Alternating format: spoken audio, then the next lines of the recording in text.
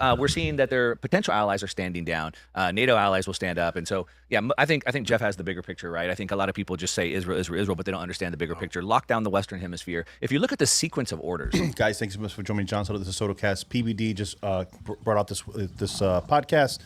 A couple interesting guys on here. Interesting take on everything that's going on. There's some ideas that I'm trying to flesh out, and they really help out kind of break it down, and then we're going to break it down further as we go along. If you're here, subscribe to the channel, please. All I ask, subscribe, hit the notification bell. Let's take a look at this.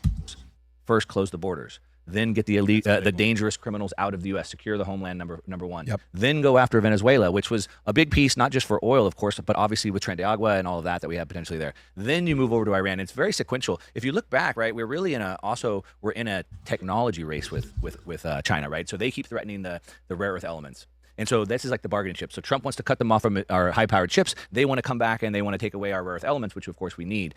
And as much as we need technology in the race to AI, you need oil at the end of the day. And China is dependent on the world for oil. So if we can restrict the oil, we have the biggest bargaining chip. And now we have a level playing field. And I think Jeff is right with that. And by the way, what a great move for them to go take out Venezuela. Like, imagine if this is something that I've been saying for a while. This just seems like there's nothing that's being done haphazardly, as though, even though it may seem that way. This has been years in the making. This is not something that somebody just dreamt up in the past 5 minutes or past couple of weeks or even past years since he's been elected. This is a strategy, in my view, that has been curated since the day he lost in 2020. Since the day he lost in 2020, the assets have been put into place. The minds have been put into place. He's been open, listening to people, getting the good people into rooms, having discussions, and then in the end, obviously, he's going to make the final decision as to what needs to be implemented and how it's implemented, or to some degree. But I'm sure he has the people in mind, in place that he trusted, and like I said, this stuff has been fleshed out. These guys have been able to jostle and for their ideas and for to get their point of view across to the point where he gives them point on whatever particular situation, whatever topic, whatever that may be, whether it be in the theater of war, whether it be in foreign policy, whether it be in the economic realm, whatever that is. It's been essentially a 4-year college experience in how are we going to run this country. And while people may disagree with what he's doing in terms of Iran, in terms of Venezuela and stuff like that, I still think we need to give him the benefit of the doubt and let it play out. At least we know that this has been planned, that this has been thought about. And, just like I said, let's see where this all goes. they did it the other way around. Yeah. So imagine they go Iran first and Venezuela second. No, let's take out Maduro first. We have control the oil here. Now let's go there. So if China wants oil, you got to come through us.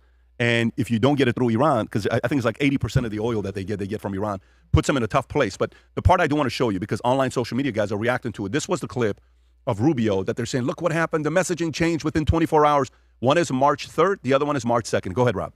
And this was Midas Touch. Iran, and that's why we needed to get involved. Today, the president said that Iran was going to get. Yeah, your statement is false. So that's not what I was asked very specifically. Were you there yesterday? Yes, I asked the question. And so the president made the very wise decision. We knew that there was going to be an Israeli action. We knew that would precipitate an attack against American forces, and we knew that if we didn't preemptively go after them before they launched those attacks, we would suffer higher casualties and perhaps even higher those killed. And then we would all be here answering questions about why we knew that and didn't. Yesterday. Jeff, how do you react to this? Yeah, look, there's more going on here than people keep giving credit for. It's tough to make statements like that to begin with when you're under pressure. I mean, he's responding to a specific question. Again, I think, as Mark and I were talking about, it's somewhat of a distraction. Mm-hmm. This is not really about Israel. Israel and the U.S. have a strategy that they're developing, and they're a game plan that they're following specifically to deal with the Iranian threat. And the U.S. is using that as leverage in their bigger Cold War strategy against the counter China, Russia, and the other side. So, focusing on Israel here and making it seem like we're just following along with Israel is just missing the point, totally missing the point. Yeah, and it's interesting you say this because and here's the thing, right? And this is why I don't understand why we can't have more than just one side of a coin here. I get the people that are the anti-Israel crowd that don't want him to do anything that benefits Israel and say that he's bought and paid for by Israel. Okay, that's one side, but at the same time, can you not see that even aside from that, there are still some benefits to come into play when it comes to the United States, when it comes to the China angle, especially. So it can be more than one thing that leads you to this conclusion. Does Israel have a part to play in this? obviously, of course, without a doubt. However, that doesn't mean there is no benefit to the United States. I really, and that's kind of like, it's so frustrating to just either be, if I say anything that is not anti-Israel, then I'm pro-Israel. No, I'm pro-America. But at the same time, if I can see that there's a benefit that would also, if there's a benefit to something that we're doing as the United States that would also benefit Israel, am I going to say, let's not do that because it's going to also benefit Israel? No. If there's some benefit that can be gained for the United States, then yeah, let's do that. And if if also benefits part of Israel, great. Israel, then you should help in achieving that goal. It doesn't have to be one or the other. Because there's an old clip of MBS being interviewed where she asks him about Khamenei. Have you guys ever seen this clip? Here's a clip of MBS being interviewed, and she asks him, makes a comment. She says, wait a minute, is this really how you view Khamenei? Look what he says about Khamenei. Go ahead, Rob. Seen that you called the Ayatollah, Khamenei, the new Hitler of the Middle East. Absolutely. Why? Because he wants to expand. He wants to create his own project in the Middle East, very much like Hitler, who wanted to expand at the time. Many countries around the world and in Europe did not realize how dangerous Hitler was until what happened happened. I don't want to see the same events happening in the Middle East. Does Saudi Arabia need nuclear weapons to counter Iran? Saudi Arabia does not want to acquire any nuclear bomb. But without a doubt, if Iran developed a nuclear bomb, we will follow suit as soon as possible. Seen that you called. It's crazy when you think about it, because Saudi, pre-79, had a decent relationship with Iran under Mohammad Reza Shah Pahlavi. And now, who knows them better? Who knows Khamenei better? Who knows the IRGC better? Social media influencers, mainstream media folks, or MBS? Right. Who do you think knows them better? Of course a guy like this does. So why do you think they're sitting there saying they're not allies? We're not working with them. We're not going to. And by the way, FYI, just so everybody knows, this is the part that for someone to say, well, you don't even know. It's because of this. He's bought. He's this. It's a business deal. It's that deal. By the way, if Iran is set free and the sanctions are lifted and they can do business with the world, Saudi takes a hit from business because there's a new competitor in town. I don't know if you understand what I'm saying. Now you have a massive oil supplier that can sell to everybody. You think Saudi wants Iran, like, economically? They're now, and so imagine if Iran opens up, it becomes free, they start building towers, they start doing concerts, they start doing events, people start going there for vacation like they used to in the 70s, way before Dubai. What does that do to Saudi? That's a new competitor. Why would he want the regime to fall? He wouldn't want the regime to fall. Yet he still does. Yet they're still supporting. Why are they still supporting? There's a lot of questions. Such a great point. It's such a great point. I mean, if you can explain it to me, if you could explain to me the other side to that argument, because I don't understand it. What he's saying there makes absolute total sense. Iran obviously has a large oil reserve. Iran obviously, if they become prosperous as a nation, you could think that they could be taking business from the other Gulf states. So that the question then remains: why are they not supporting them in leaving them to be, third world, shithole of a country? It seems to me that they're not comfortable with a regime like that being that close to home. So, again, there's a lot of moving parts here. It's not just this side good, that side bad, Israel, U.S., there's way more to this argument than just what a lot of people are bringing to the surface. And I know it's easy; it gets a lot of clicks, and it generates a lot of traffic to just keep it that, just keep it that black and white. But there's way more to this than that. That comes up when you think about what's going on there. But what are your thoughts when you see what MBS said about Khamenei? Survival. It's, like you said, I mean, Saudi Arabia doesn't lose everything, but they lose quite a bit with Iran being a functioning state and a competitor. However, survival comes first. And he understands the threat more than anybody else does because he's got to live next door to them. He's seen it up close and personal. I mean, we've seen it before. So it really is a matter of this is just way too freaking dangerous to just sit here and do nothing. As Mark, that chart was absolutely fantastic, by the way, because it actually does put everything into the right context. Yeah. Everybody said we got to do this and we got to do this now because if we wait any longer, it gets to the point where action becomes catastrophic. I think so. What they did was they showed a chart. I'm not sure they're going to show it again now, but they essentially showed a chart. And a lot of this stuff I take kind of with a grain of salt. But basically, what the chart said was it was showing the Iranian not nuclear stuff, but just their ballistic capabilities. So essentially, what they had in terms of missiles, long range missiles, whatever, like just their entire arsenal that they were acquiring. And apparently, over time, the ability for the U.S. to tackle the amount of missiles that they had was kind of relatively staying not flatline, but it was growing, slowly. And the Iranian ballistic missile capability was like exponentially, going up. And what they're saying with that is that even though maybe their nuclear capability was highly hampered with the last mission, and that that was going to get taken out, the problem still remained that their ability just to strike a lot of people, a lot of neighbors, a lot of friends, a lot of allies, locally was getting to the point of critical mass where they wouldn't be able to defend with either the Iron Dome or a lot of the other allies in the region. And that's another reason why supposedly we had to strike now. I think a bigger piece that has to be taken into consideration is that a lot of us, sit here and think about this from a rational mindset. Yeah.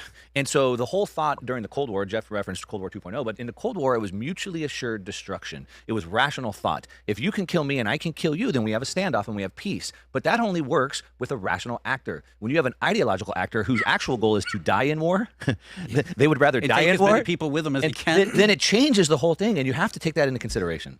So another great, fantastic point. Another fantastic point. And again, this is not, no one wants to see war. Some people, very few people want to see war. Almost nobody who, so you have one camp that's hawkish neocons, that's one side, fine. And then you have a large majority, which is a ton of MAGA, a ton of people on the left, a ton of people in general.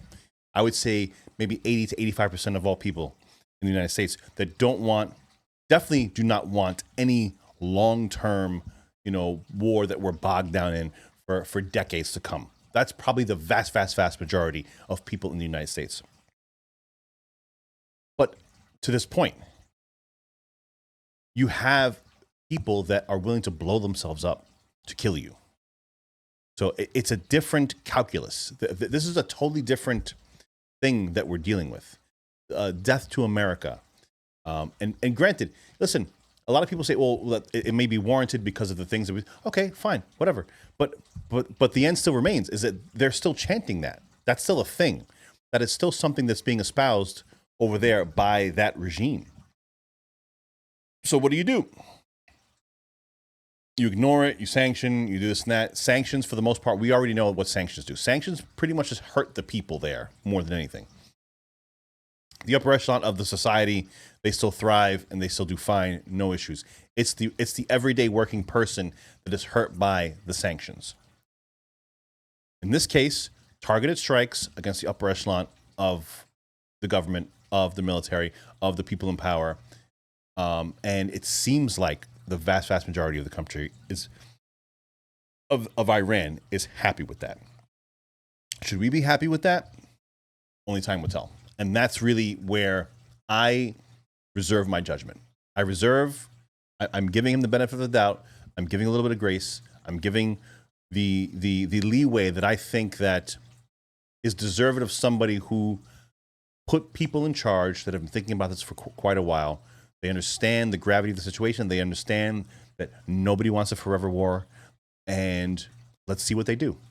And hopefully, the loss of life can be mitigated to, just the people that we're targeting, and, let's see what happens. No, you're so right, because they do not have a constitution or something they want to stand on. They have a suicide pact with an ideology, and their ultimate outcome is the destruction of anything that is not aligned with that. And then ultimately, they believe in this endgame. And so you look at it, you go, wait a minute, you don't really believe in a happily ever after. Your form of world domination tightens the noose until the Shiite question is eventually solved, because the Sunni Shiite question is the last question, and that is the last war of Islam. When everyone else, but remember, it's first the Christians, then it's the Jews, then it's the neutral, then it's the people that stayed even more neutral. It's like the old poem that talked about Germany. These people did something and I did nothing. Then these people did something. Finally, at the end, they came for me and I did nothing. That is exactly the path they're on. It's a suicide pact with the future. And then at the very end, what most of us don't know, the Sunnis and Shiite fight the final war to see who wins. Yeah. Right? Which, if you want to go back and look at, that was, how many years was that? between Iraq and Iran? The 10-year war, wasn't 10-year it? war. 80 to 80. Yeah. Yeah. It's like, why? So this is such a great point about the rational actor. So what do you have to do? You have to defang every part of the rational actor and put them in check. And the way you put it in check is you somehow have to move the clerics out and then move others in. Remember the subway bombings. The young men that died in those subway bombings were radicalized to the point of committing suicide by the radical clerics that were north of London. That is, look at it. That's the way it works. Get that page. The ones I give you, that's my denim. Yeah. Well, I think the other thing too, Tom, is we were talking about this too a little bit, Mark. Maduro, Venezuela was pretty easy, relatively easy, because it was not an ideological state. It was basically a criminal organization. You take out the top, everybody's mercenary. Who am I going to get paid by?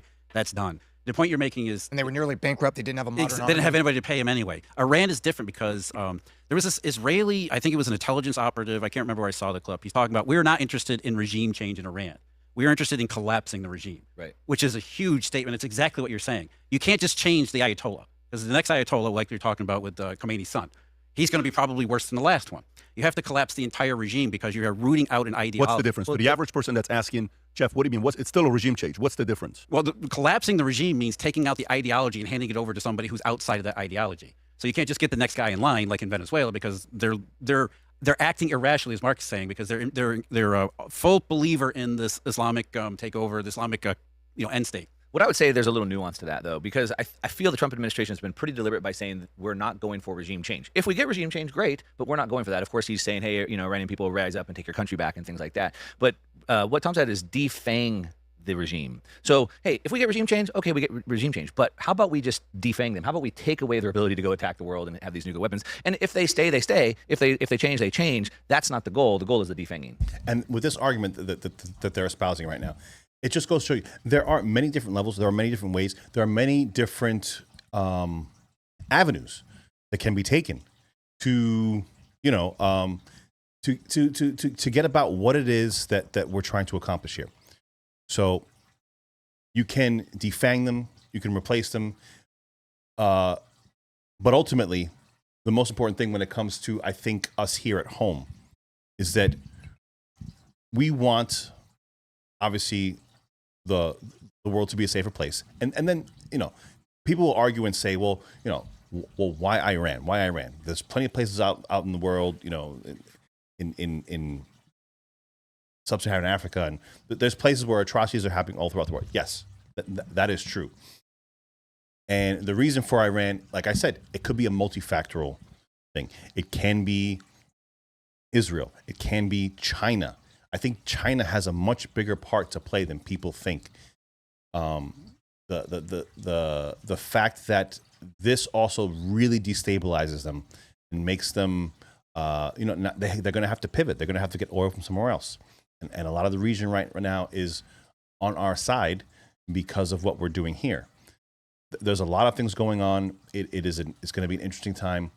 And as long as, and they must know this by now, as long as they realize that nobody wants to see boots on the ground, nobody wants to see wars that go on forever, and let's get in, get out, do what we have to do, and hopefully the Iranian people can be happy. They can, take over, do what they got to do, and move on to the next one. If anything, if all we did was set this regime back, 20, 30 years, then that's what it is, and it has to be dealt with down the road. But that's all I have for now. Guys, thank you so much for joining me. 6283 Talk is my account on X if you want to follow me there. Please hit the subscribe button, hit the notification bell. I am John Soto. I'll see you in the next video, guys. Take care.